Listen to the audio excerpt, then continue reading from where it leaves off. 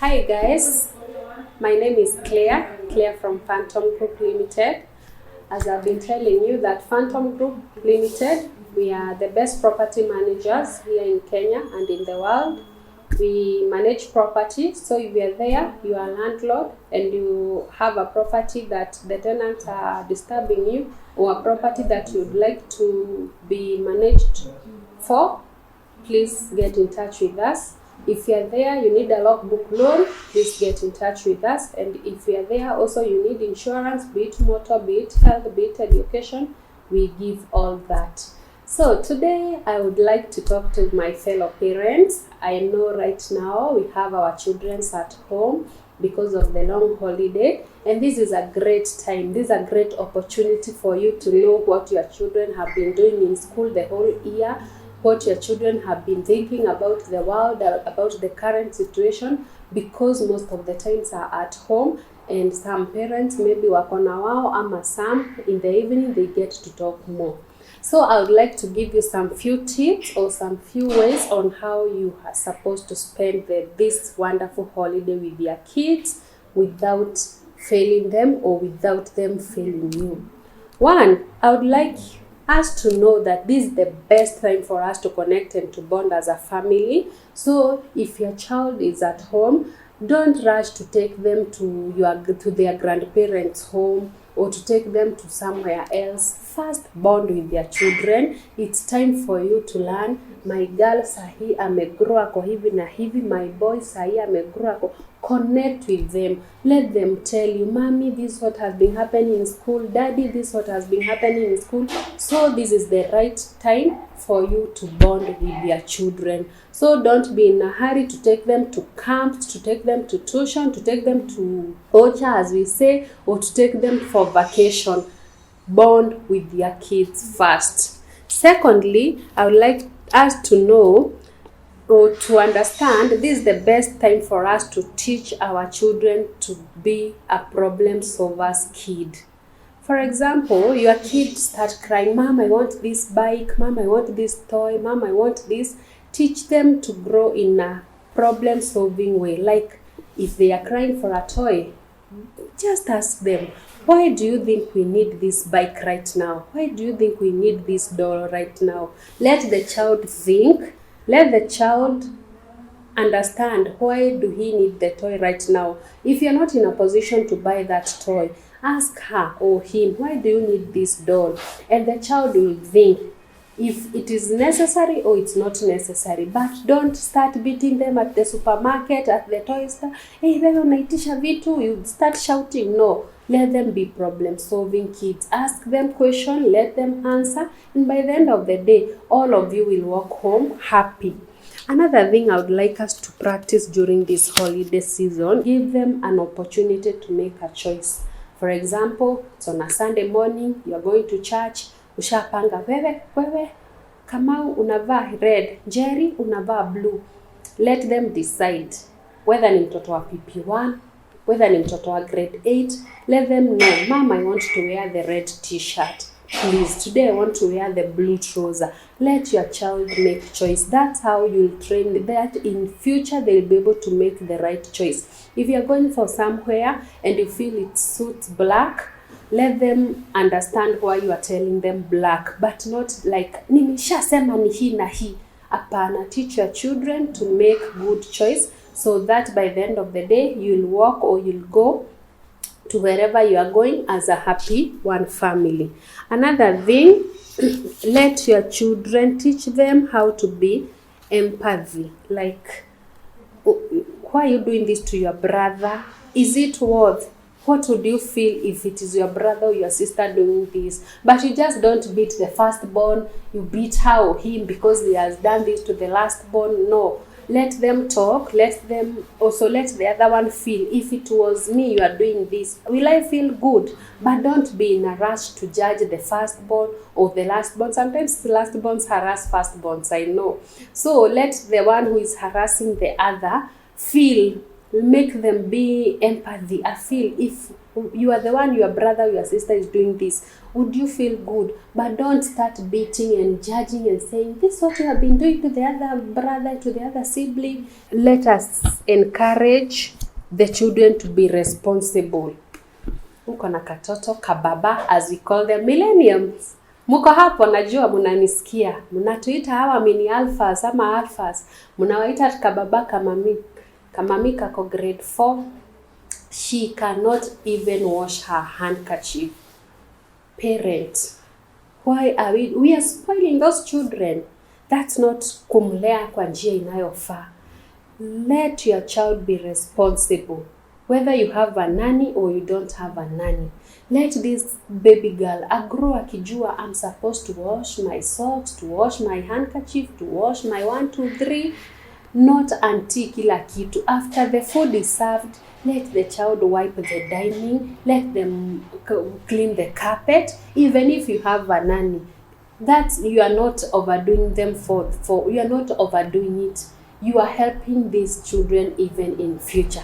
Mambo ya kusema mtoto wangu hajiwangi kujifanya, mtoto wangu hawezi jifulia, ati nilifua, mimi nilibeba maji kutoka mto, sahi mtoto wangu hawezi beba. Hapana, you are who you are juu ya hiyo maji ulibeba kutoka mto hadi kuipeleka pale huko. That's why you are a responsible mother. And that's why you find it even in our day to day.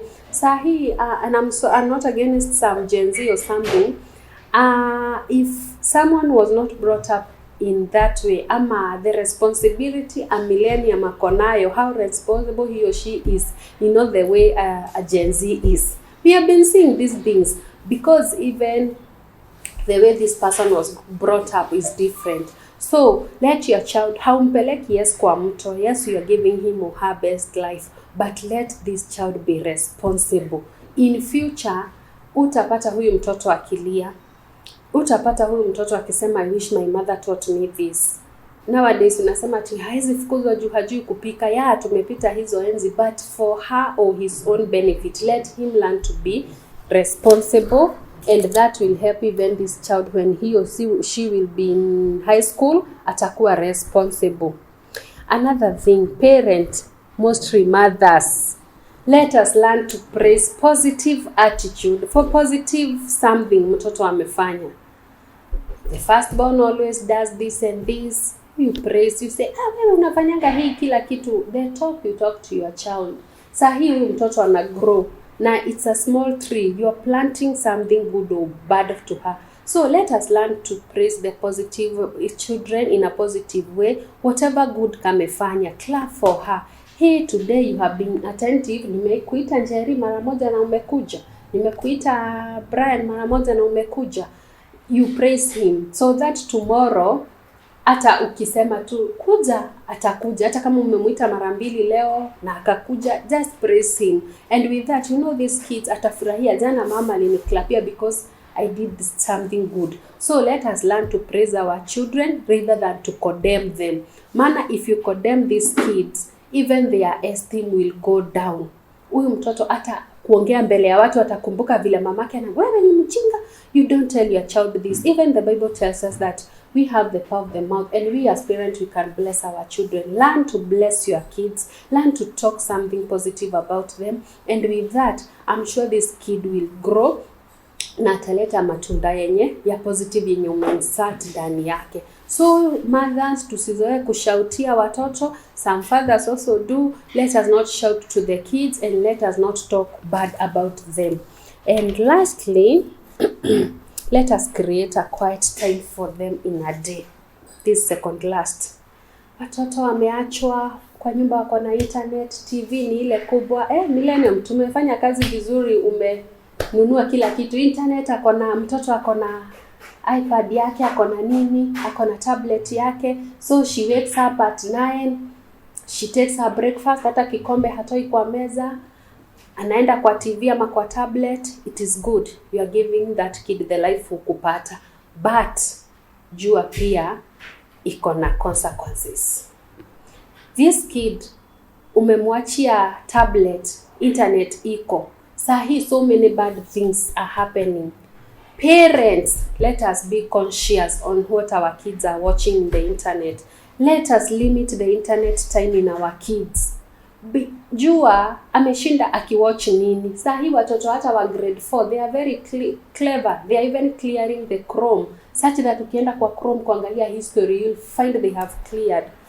Na you as a parent, you're comfortable there at your job. Mtoto wako hapo kwa internet, you don't know what that kid is. Because wewe unasema nishampea kila kitu so hata nisumbua jioni ukienda wewe pia unaingia kwa internet, you are not even concerned how this kid ameshinda akifanya nini, ameshinda akiona nini. So parent, let us be conscious about the internet. As far as unasema ana learn through it, sisi tuko hapa. Millennium wengi wetu tumeona simu after university ama colleges. That's when you have be able to get your smartphone and you are here.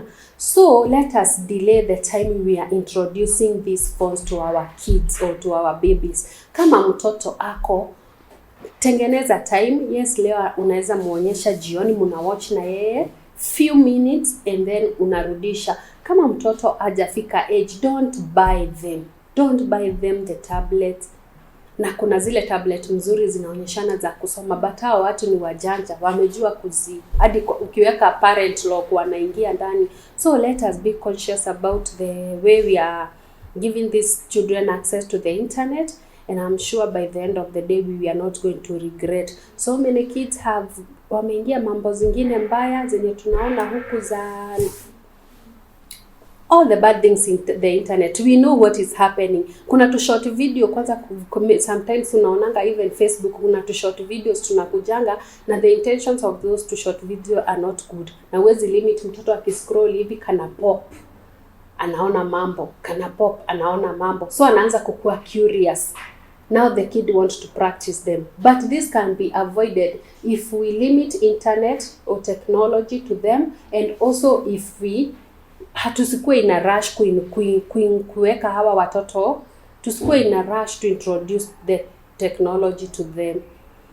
So parent, I hope you have learned something, and I hope by the end of the day you will be able to talk to your kid and learn huyu mtoto ameshinda akifanya nini. And that's when I have said lastly, you are going to create a quiet time at your home. Be it maybe from after lunch from 2 to 3. Hii quiet moment ni ya nini? Mtoto achukue kitabu asome, achukue Biblia asome, aweze kuwaza.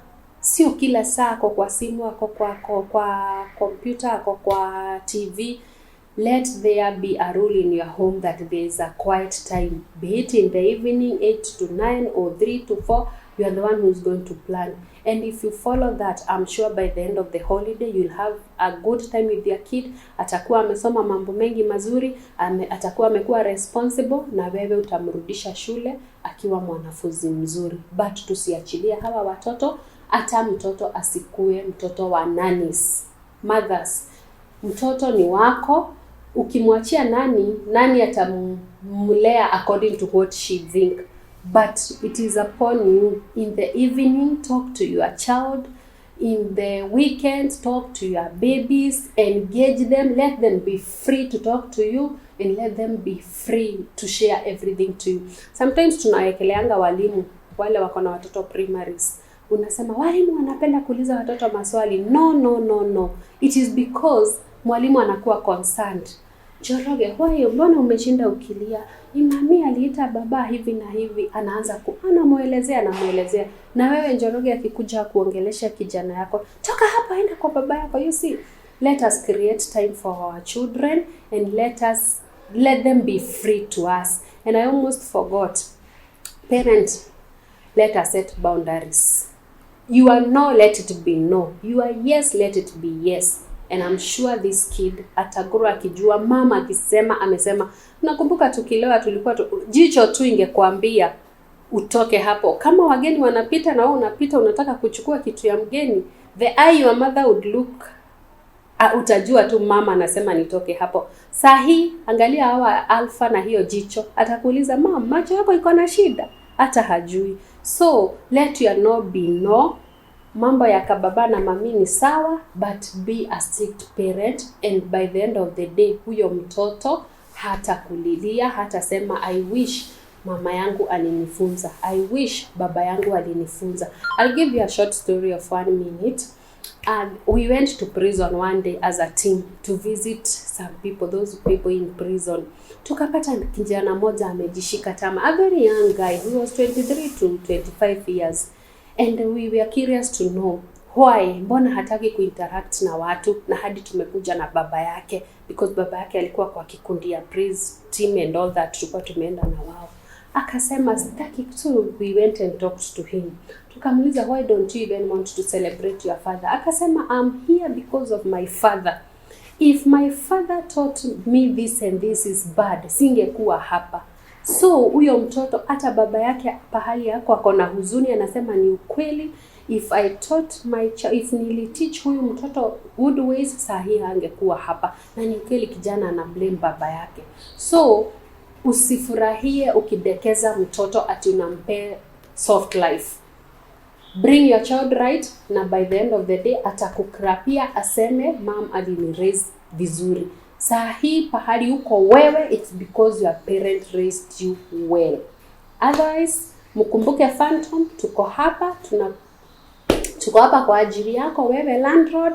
I'll still continue to insist that if you are landlord, uko na nyumba ungependa umanajiwe, nyumba zinakusumbua ama nyumba hazina watu, ama you just want to sit and relax and enjoy what your hard work, give us those property and I'm sure we will give you very good services, and by the end of the day you will be a happy person.